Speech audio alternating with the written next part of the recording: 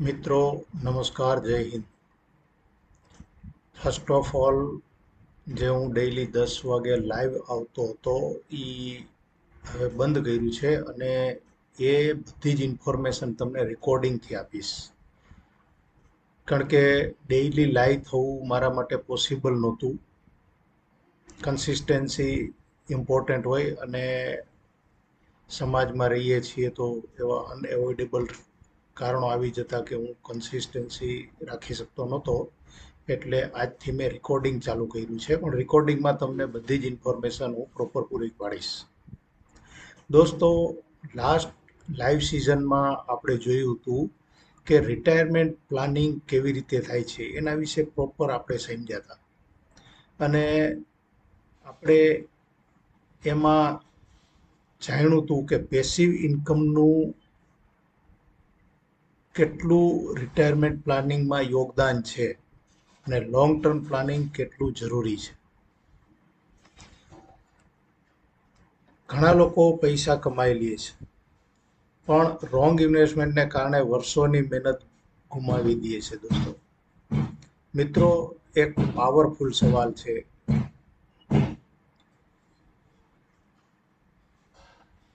Investment કરતા પહેલા તમે રિસર્ચ કરો છો કે કોઈ પણ વ્યક્તિ કહી દે એટલે તમે ઇન્વેસ્ટમેન્ટ કરી નાખો છો?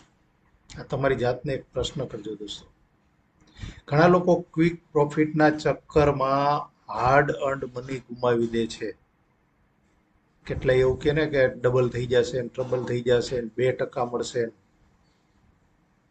તો થોડીક લાલચમાં એને રાત દિવસ હાર્ડ વર્કથી કરેલી કમાણીને ગુમાવી દઈએ છે. દોસ્તો, આજે આપણે સમજશું ઇન્વેસ્ટમેન્ટમાં સૌથી મોટી મિસ્ટેક માણસો શું કરે છે. દોસ્તો, હું મહેન્દ્રભાઈ જીવાણી, એક્સ આર્મી. મારું મિશન છે 1,11,111 પરિવારને ફાઇનાન્શિયલી સિક્યોર કરવાનું અને સ્માર્ટ ફાઇનાન્શિયલ ડિસિઝન કેવી રીતે લેવું એ શીખવવાનું. દોસ્તો, આજે આપણે મેઇન સમજીશું સેફ વર્સિસ રિસ્કી ઇન્વેસ્ટમેન્ટ શું છે, ઇન્વેસ્ટમેન્ટ મેથ શું છે અને સ્માર્ટ ઇન્વેસ્ટર માઇન્ડસેટ. આ ત્રણ ચીજો વિશે આપણે ડિટેલમાં જાણશું. દોસ્તો, પ્રોબ્લેમ શું છે એ એક રિયલ એક્ઝામ્પલ, જેમ ડેઈલી તમને કહું છું એ પ્રમાણે રિયલ એક્ઝામ્પલ સાથે તમને વાત કરીશ.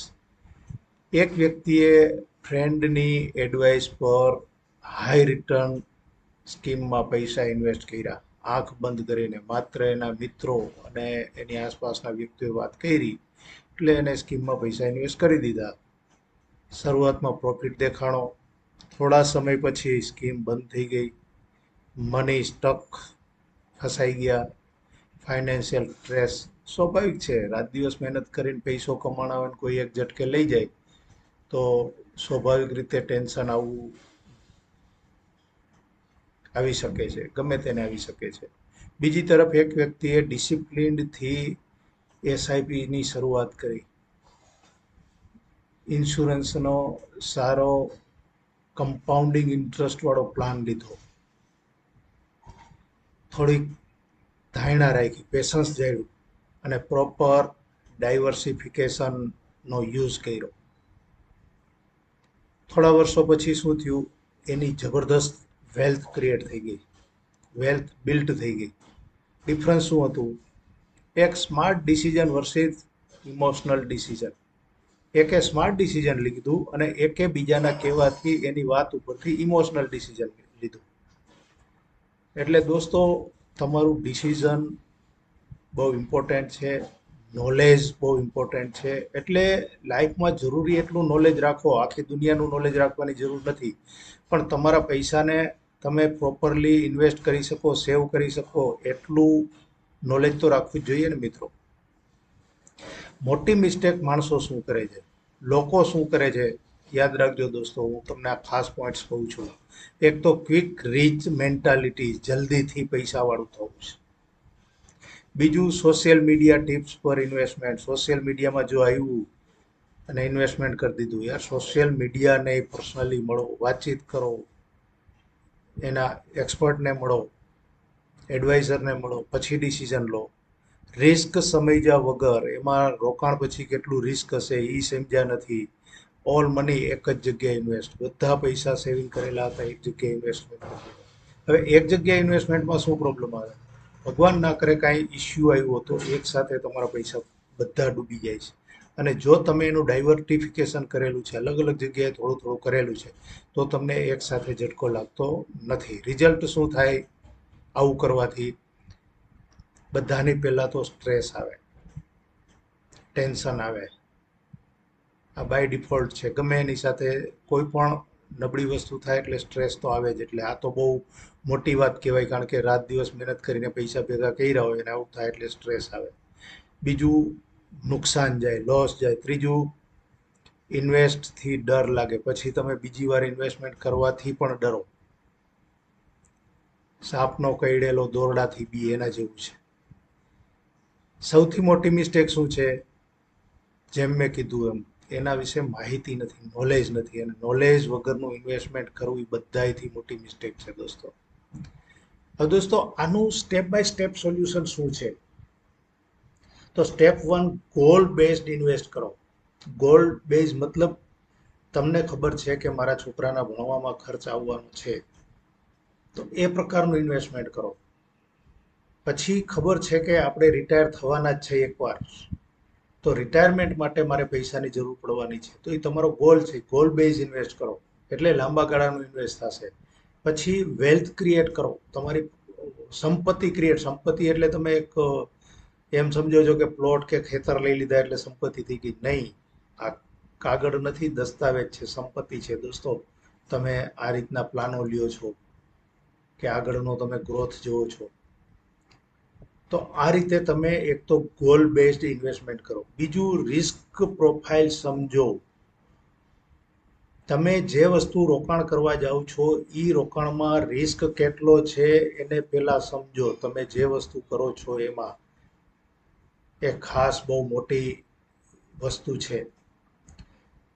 સ્ટેપ 3, ડાયવર્ટિફિકેશન કરો. જેમ મેં તમને કીધું કે બધા જ પૈસા એક જગ્યાએ રોકાણ કરવામાં. જેમ all eggs don't keep in a same basket. એક બાસ્કેટમાં બધા ઈંડા મૂક્યા હોય તો બાસ્કેટ પડી જાય તો બધા ઈંડા ફૂટી જાય છે.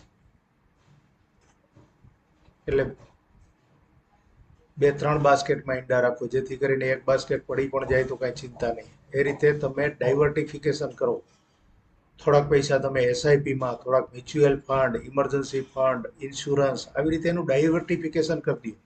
એટલે રિસ્ક રિડ્યુસ થઈ જશે. બધાના રિસ્ક અલગ અલગ છે. પહેલાં તો બધાના રિસ્ક જાણો, પણ આ કરશો તો શું થશે? એક તમારો રિસ્ક રિડ્યુસ થઈ જશે, ઓછો થઈ જશે. પછી સ્ટેપ 4, લોંગ ટર્મ ઇન્વેસ્ટમેન્ટમાં જાઓ. રાતોરાત કરોડપતિ બનવાના સપના ના જોવો. લોંગ ટર્મ ઇન્વેસ્ટમેન્ટ માટે જાઓ. અને ઇમોશનલ પેનિક નહીં થવાનું. માર્કેટ અપડાઉન થાય એ જરૂરી છે, થવાનું છે, પણ એનાથી ટેન્શનમાં નહીં આવવાનું. તમે લોંગ ટર્મ ઇન્વેસ્ટમેન્ટ કર્યું હશે તો તમને કોઈ દિવસ નુકસાન નહીં જાય. માર્કેટમાં મેં જે સર્વે કર્યું એ પ્રમાણે 10 વર્ષમાં માર્કેટ અપ જ ગયું છે. સપોઝ કરો તમે 10 વર્ષના ગાળા માટે કોઈ ઇન્વેસ્ટમેન્ટ કર્યું છે, તો તમે કોઈ દિવસ લોસમાં નથી જવાના. કદાચ માર્કેટ પડ્યું હોય તો ટેમ્પરરી 1-2 વર્ષ થોડુંક એનું, મેક્સિમમ વર્ષથી વધારે આજ સુધી બન્યું જ નથી.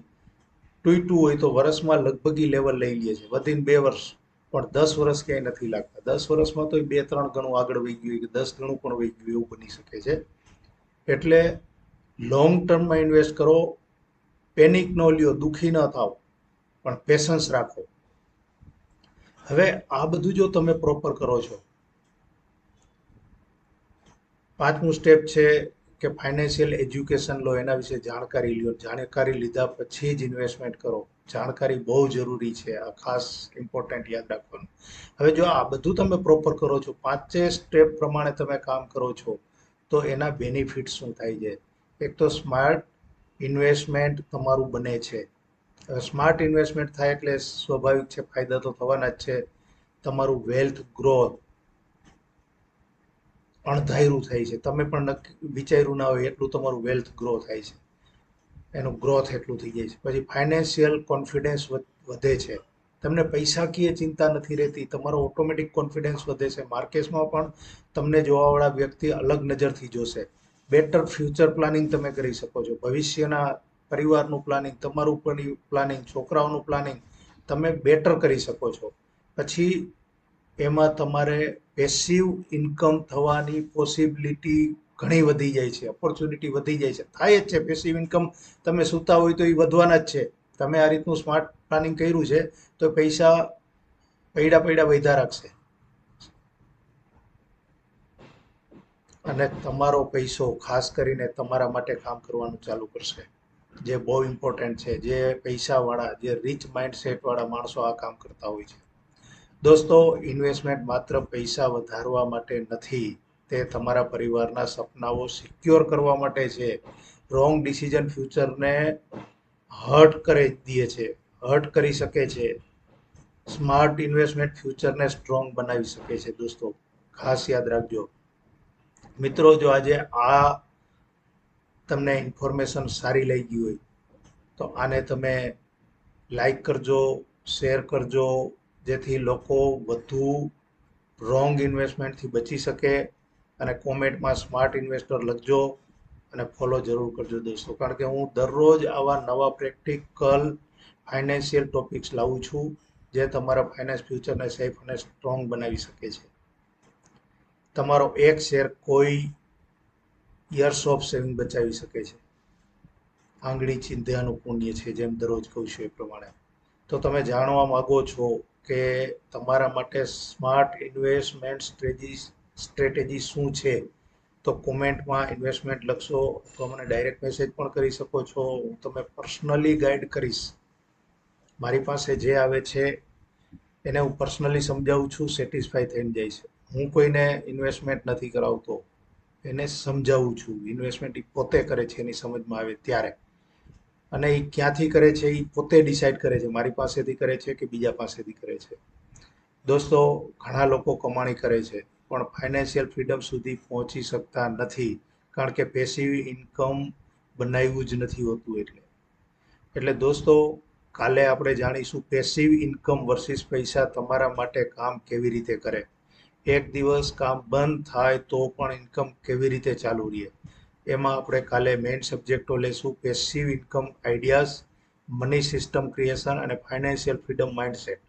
આ 3 વિષય ઉપર આપણે પ્રોપર ડિસ્કશન કરશું. આભાર મિત્રો. લાઇક, શેર, કોમેન્ટ, ફોલો કરવાનું ના ભૂલતા, કારણ કે smart investment is equal to strong future.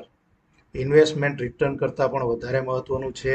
તમારું મની સેફ રાખવું એ તમારી જવાબદારી છે. દોસ્તો, તમે ઇન્વેસ્ટમેન્ટ કરો છો કે માત્ર રિસ્ક જ લ્યો છો, તમારી જાતને પ્રશ્ન પૂછજો. Thank you. ભારત માતા કી જય.